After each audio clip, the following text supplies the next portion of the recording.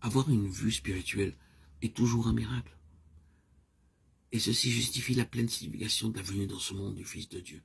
Car c'est une chose établie par Dieu lui-même dans sa parole que l'homme né aveugle, je suis venu comme une lumière dans le monde, Jean 12, 46. Je suis la lumière du monde, Jean 9, 5. Cette déclaration, comme vous le savez, se trouve dans cette section de l'évangile de Jean où le Seigneur Jésus s'occupe de la cécité. Pendant que je suis dans le monde, je suis la lumière du monde. Et il illustre cela en guérissant l'homme aveugle de naissance. Ainsi, la vie spirituelle est toujours un miracle du ciel, ce qui signifie que celui qui vraiment voit spirituellement a expérimenté un miracle dans le fondement de sa vie. Toute sa vie spirituelle jaillit d'un miracle. Le miracle de la vue donnée à des yeux qui n'ont jamais vu.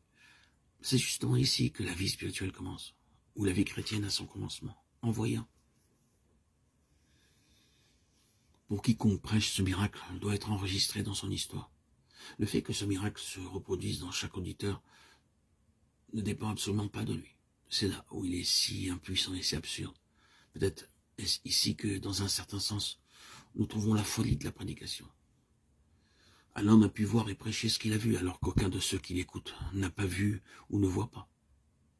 Il dit donc aux aveugles, voyez, et ils ne voient pas. Il dépend entièrement de l'Esprit de Dieu pour qu'il réalise un miracle sur le champ. À moins que ce miracle se produise, sa prédication sera vaine quant à l'effet désiré. Je ne sais pas ce que vous dites quand vous entrez dans une réunion et que vous courbez votre tête dans la prière. Mais permettez-moi de vous faire une suggestion. Celui qui va donner la prédication ou l'enseignement a pu recevoir son message comme fruit du miracle de l'illumination.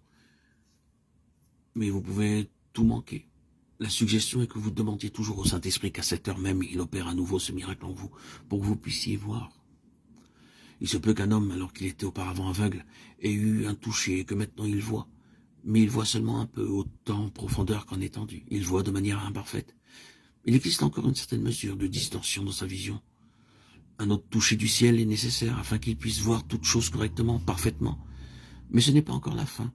Car ceux qui, dans cette mesure, voient les choses correctement, parfaitement, ont encore des possibilités venant de Dieu pour voir d'immenses étendues. Cependant, un esprit de sagesse et de révélation est toujours nécessaire pour que cela se réalise. Tout est du ciel, tout au long du chemin. Qui l'obtiendrait autrement?